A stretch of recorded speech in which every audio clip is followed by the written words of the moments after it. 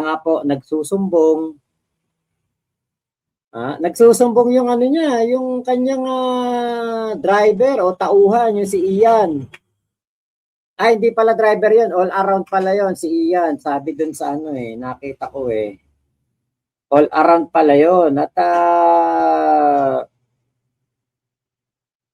ito palang si Ian hindi pinasahod. Yun po ang ating isa sa topic ngayon.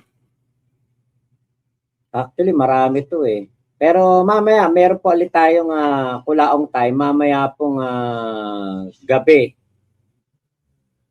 Okay, puntahan na natin itong kanyang na hindi pinasahod.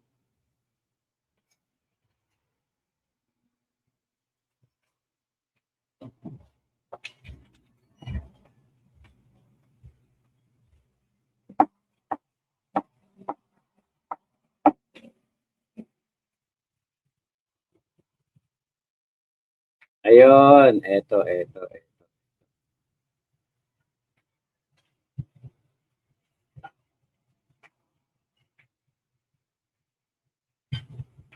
Pala pinasahod tong Ian, kaya pala kaya pala biglang nawala kay Kulaong, hindi na natin nakita. Kasi hindi pala niya pinasahod.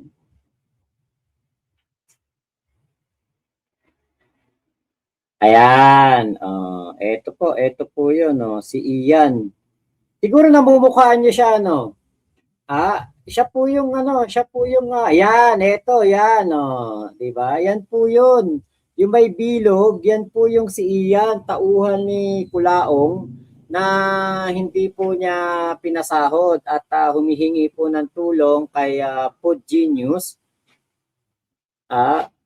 Actually, tingin ko wala namang magagawa si Food Genius kung ayaw siyang pasahurin ni Kulaong. Pero yung ma-expose lang siya, ma-expose si Kulaong na ganyan ang ugali niya, hindi siya nagpapasahod ng kanyang tauhan. Malapit sa inyo, sir. Sana matulungan niyo ako. Nako. Teka, dapat dito walang sounds. Ayan. Yan po.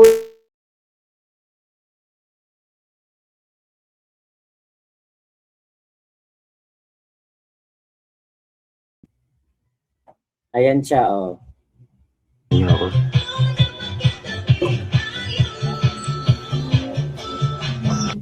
Jersey, ganda tanghali po. Ako po si Ian. Nananawagan na sana ay makuha ko ang aking natitira sahod kay FLM. Yung po ay para po sa pamilya ko. Maraming salamat po. Ganda tanghali po. Ako po si Ian. Nananawagan na sana ay makuha ko ang aking natitira sahod kay FLM. Yung po ay para po sa pamilya ko. Maraming salamat. Ayun. Yun si Ian. Eto siya. Yan po yun. Yung kunwari binigyan ng cellphone ni Kulaong pero wala palang laman yan. Eto rin. Ayan, siya po yun. Ngayon, eto po nga si Ian. Ang una nga nag-chat dito kay Bungo ay yung asawa. At nagpapatulong nga po para makuha yung sahod.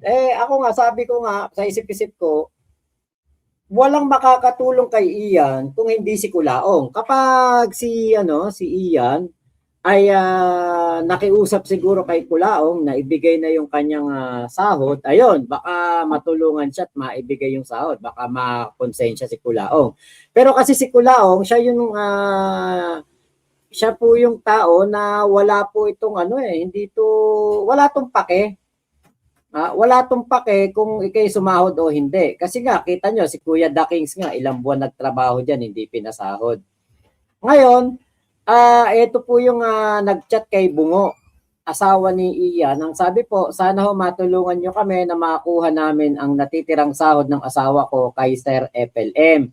Pang-budget lang ho namin sa darating na bagong taon. Sino po asawa nyo? Tauhan po ba ni FLM? Opo sir, naging tauhan po ni FLM ang asawa ko. Ano name ng asawa nyo? Ian po sir. Umalis po ang asawa ko kay FLM dahil nagkasakit po siya. Pero hindi po nakuha ng asawa ko ang natitira niyang sahod. Okay. Ay, teka. Nasaan ba yung ano? Meron dito eh. Wala dito yung ano. Yan po sir, yung kunwari daw po binigyan sila ng bagong CP sir. Meron yan eh, yung tinanong, totoo ba yung binigyan ng iPhone itong si Ian? Ang sagot, ayan po sir yung kunwari, yan po sir yung kunwari daw po binigyan sila ng bagong CP. Ano po FB niya? Ito po FB ng asawa ko sir. Ito po ang video nila sir. Hindi naman po kami lalapit sa inyo sir para humingi ng tulong kung nagsisinungaling lang po kami. Baka po kasi anong gawin nila sa asawa ko sir pag lumabas siya sa SOCMED sir. Sabi naman po niya handa siya magpa-interview sir para patotohanan ang lahat sir. Send ka mo siyan sa akin kahit short video clip lang. Ilalabas niyo po ba sir sa SOCMED? Sasabihin ko po sa asawa ko sir. Sir, hindi po kaya maging delikado ang kalagayan ng aking pamilya sir. Sabi pa dito, okay yan, huwag ka mag-alala, tutulungan kita, marami din tutulong sa'yo. Okay lang ba sa'yo, i-post ko yung convo natin, pati yung video. Tutulungan kita ilapit kay MG kung papayag magpa-interview. Okay, po sir, papayag naman po ako magpa-interview kay Sir MG. Ang iniisip ko lang po, ang pamilya ko sir, baka idamay ni FLM. Yan po yung si Ian, ayan diba? Kasama talaga ni Culaong yan, hindi maitatanggi. Si Ian po sir, lumalapit sa inyo sir. At nakita natin doon sa mga video ni Culaong, actually yun ang gagawin kang artista ni Culaong. Paano? Pagpapanggapin kang astigin, pagpapanggapin kang siga-siga, pagpapanggapin ka na matapang. Pero ang kapalit nun, hindi ka papasahurin. Alam niya sa totoo lang, walang makakatulong dito kay Ian, di ba? Kung hindi si Culaong. Kung ibibigay ni Culaong ang sahod niya, natitira niya sahod bago siya umalis, nung hindi siya nakapasok at nagkasakit siya, yon natulungan siya ni Culaong. Pero yon hindi tulong yon. Kasi utang ni Culaong kay Ian yun eh.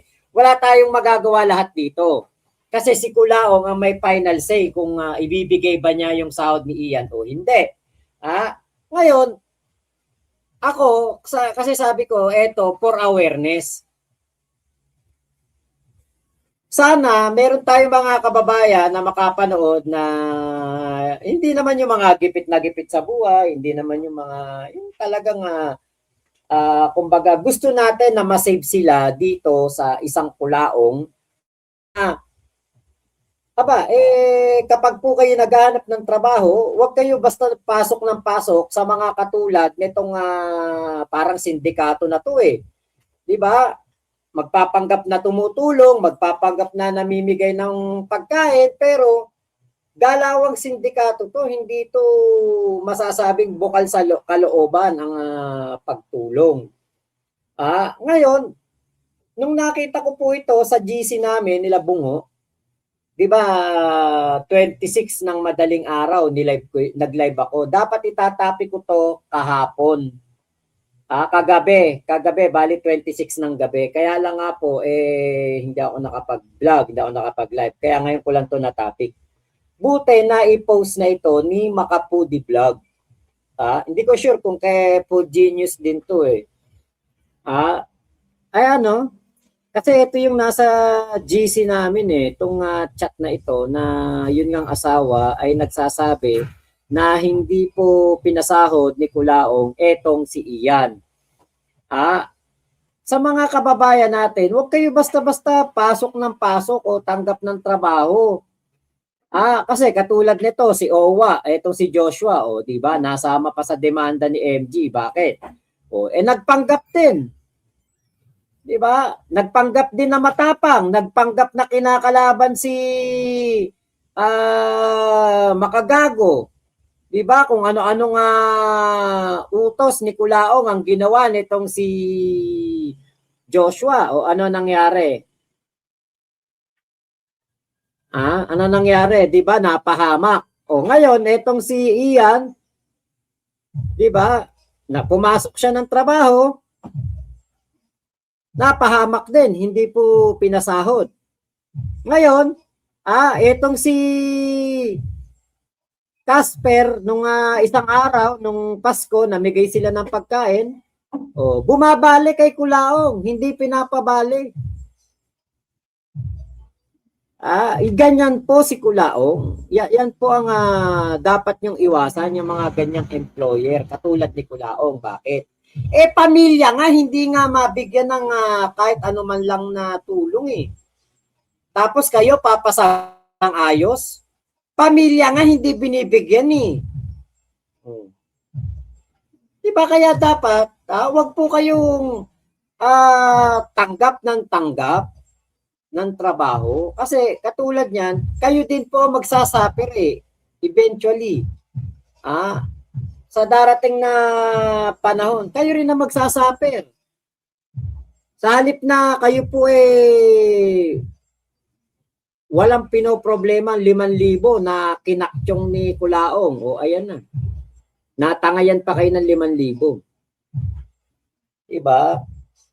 Siguro wala na mapasukan tong si Ian. Kaya ang ginawa, di ba? Pumasok na kay Kulaong. Ano ginawa ni Kulaong? Pinagyabang-yabang, pinag-astig-astig. Tapos ano gagawin? Hindi papasahurin. Ngayon, eto ako, kabisado ko na si Kulaong. Sa dami ng tinarantado nito na tauhan niya, pustahan tayo. Ang sasabihin ni Kulaong dyan sa kay Ian, kung hindi niya kilala, baka sabihin niya, hindi ko kilala yan. Naghanap ng trabaho dito, pumasok dito. Binigyan ko trabaho, naghahanap pa ng sahod. Sabi lang naman, gusto lang naman ng trabaho. Yan ay isang pwedeng sabihin ni Kulaong, hindi niya kilala. Pumasok lang ng trabaho, hindi naman naghanap ng sahod trabaho lang ang hanap Kaya hindi ko pinasahod. Eto pa, pangalawa. Ang sasabihin ni Kulaong, nagnakaw to.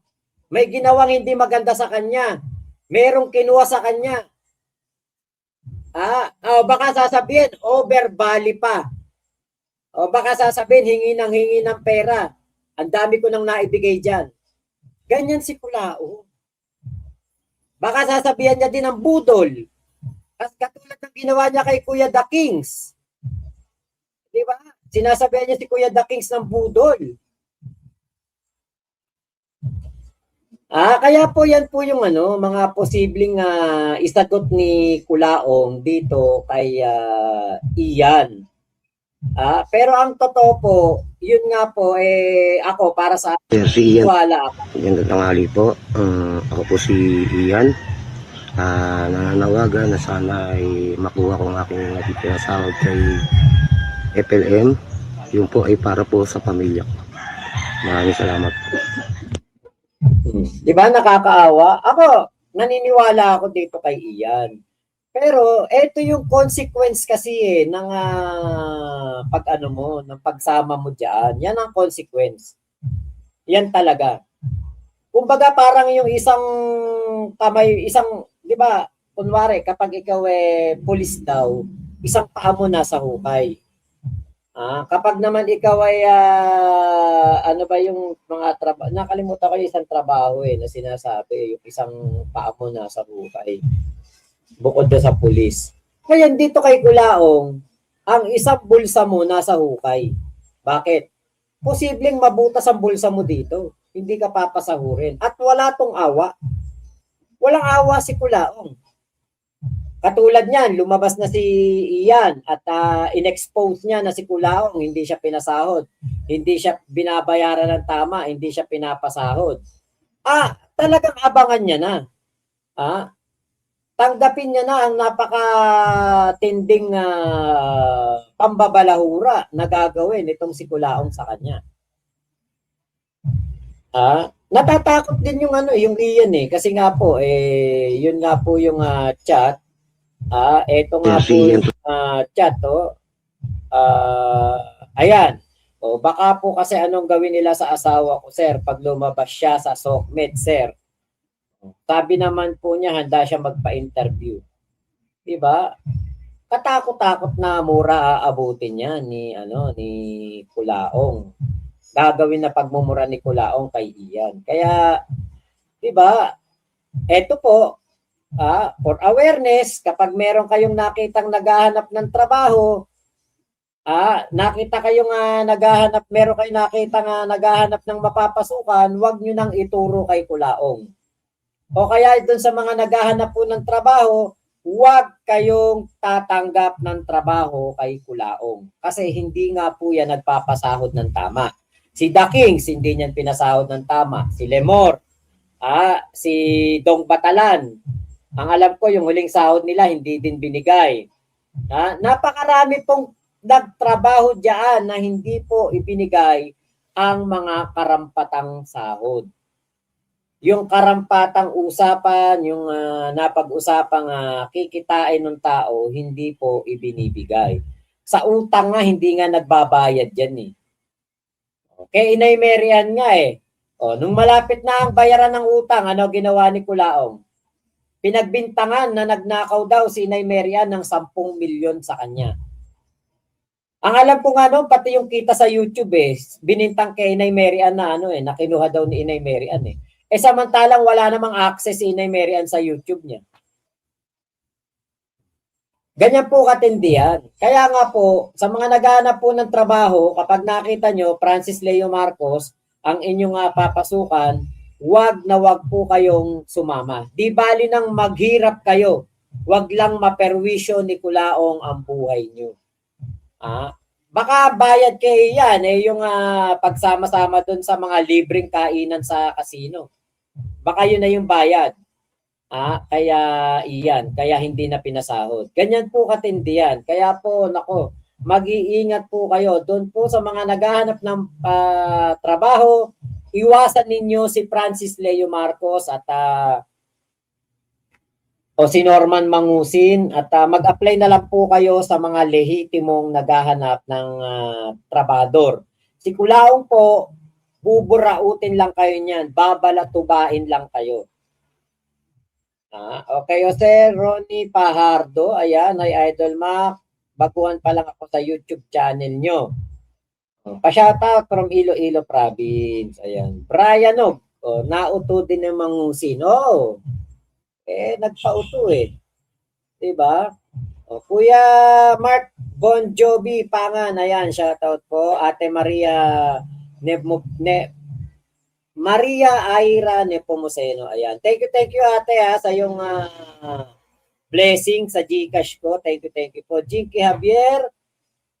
Okay, Marites Santiago, galawan nga para i-video lang. Tapos manghingi na ng pera sa mga OFW. Ayun, Jinky Javier, malapit na ang January. Excited na ako makita si Kulaong na makulong at maposas. Really assist you. Hello po. Sarge 201. Binigyan ng trabaho. Gusto pang sweldo. Parang Dolphy Parang yung kay Dolphy dati na pelikula. Okay. Weng Buendia. Matagal na ako nanonood sa'yo. Ngayon lang mag-subscribe from Singapore. Ayan. Salamat po salamat po sa mga magsasubscribe, magko-comment at magla-like ng ating video. Ayun, nag-like na po ba kayo? Baka hindi pa kayo nagla-like mag-like na po kayo kaysa maging kamukha kayo ni Kulaong.